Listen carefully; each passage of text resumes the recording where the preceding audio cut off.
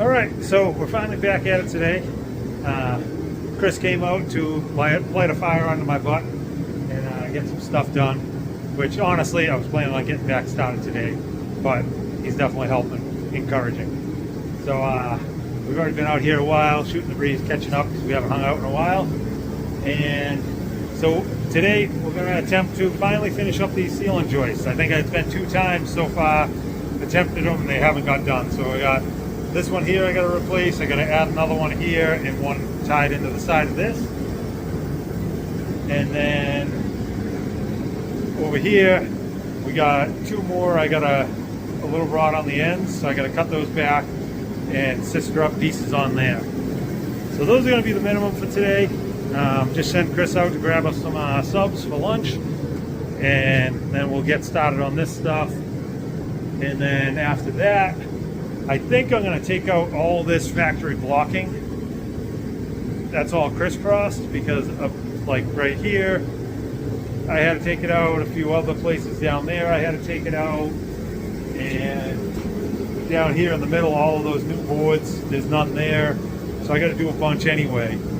My thought process is those crisscross supports, each board, ceiling board, could be twisted one way or the other. One could be a little low, one could be a little high. And if I cut perfectly square blocks and put them in and flush them up with each one along the ceiling, it should pull the low one up, pull the high one down, and vice versa, and keep kind of fighting any type of wave in it. Hopefully that'll make it a little bit better. That way there, when I'm going in to do the strapping, I don't have to shim as much and whatnot. So that blocking is going to be a lot in itself. And then this side over here, there are a bunch of boards tying it up to the ceiling joist there. I'm also going to add collar ties up there like I did over there. And then once those are tied in, and these ceiling joists are tied in side to side, a couple that I have to take care of that are compromised, I think I'm going to break all these uprights free, because this is just, I think it's a 20-foot span here of a 2x6. So they're all uneven. They're all hanging at different heights and everything else. So I think what I'm going to do is break them all free, and then just like I jacked the ceiling a bunch of times, I'm going to take like a 16-footer that's nice and laser straight, stand it on edge across all of them, or 16 feet of them anyway, and then jack them until they're all touching it, and then I'll nail on all these uprights after that. As you see, these uprights going up there are coming down and holding this, and then there's another set down over there, and they're holding it. So they're probably setting the height, because 20 feet on a 2x6, this thing's gonna be, you know, pretty wonky. So I think I'm gonna cut them free, put the long board across a bunch of them, so it's pushing them all up even, rather than try and do it laser level and move one and then the next and then the next and keep going. I think that'll be the best way. So anyway, we're gonna get started on some of it today. And the other day I was out here loading something in the car, and I happened to look sideways, and because of the change in layout inside, where I'm not putting one of the walls back up that goes between the living room and the kitchen, love the neighbors out here. Happened to look over, you can look right through all the way out back. You can see way out there. That's the lean-to that's at the very back edge of the property. So that's kind of cool. That one caught me off guard. I hadn't been sitting straight in line with it ever since that back window went in, and it was clear enough to see through.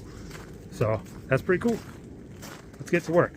I'll get to a little bit of work, then Chris will come with sandwiches. Then we're gonna eat, then we're gonna get to work.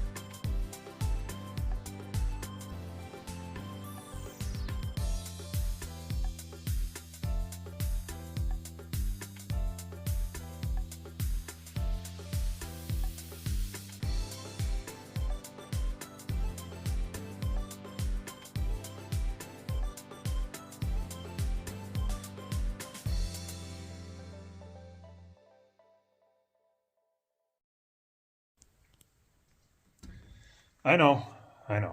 Super boring day.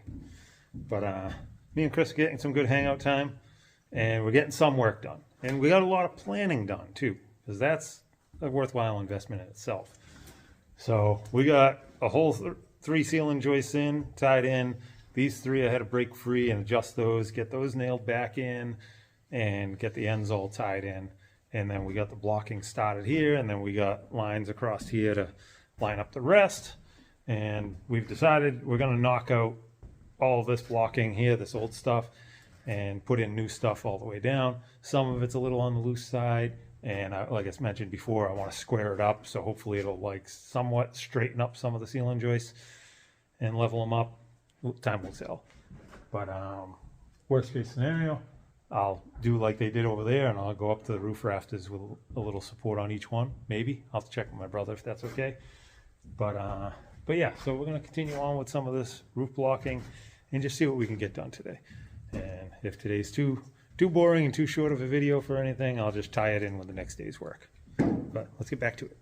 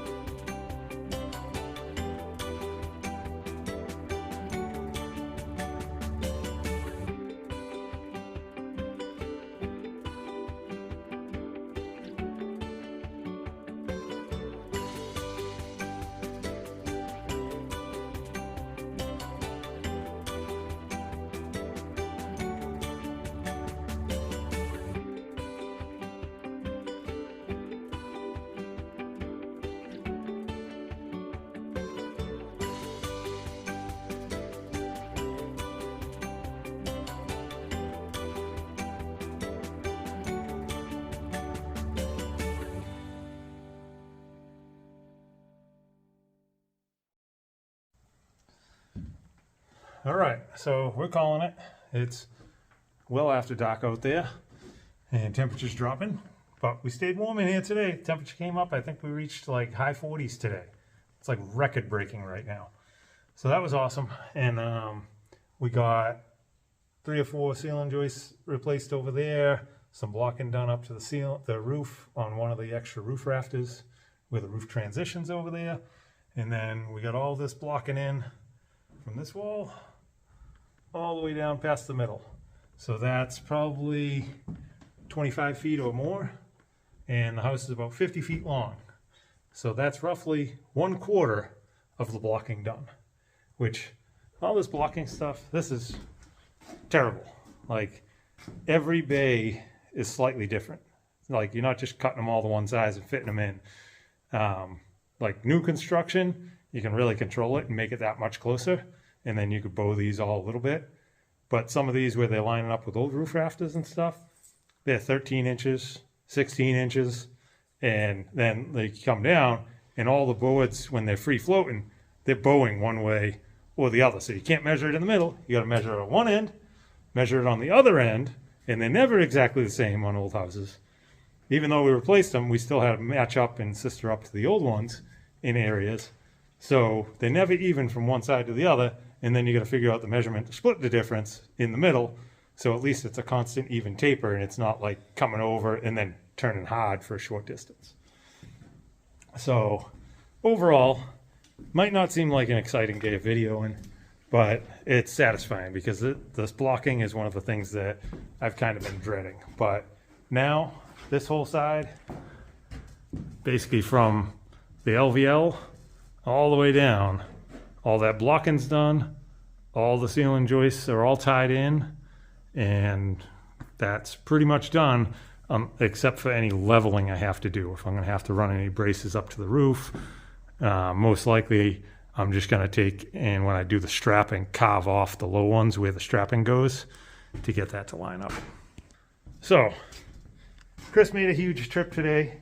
He typically drives at least an hour and a half to get here and an hour and a half to get home at least.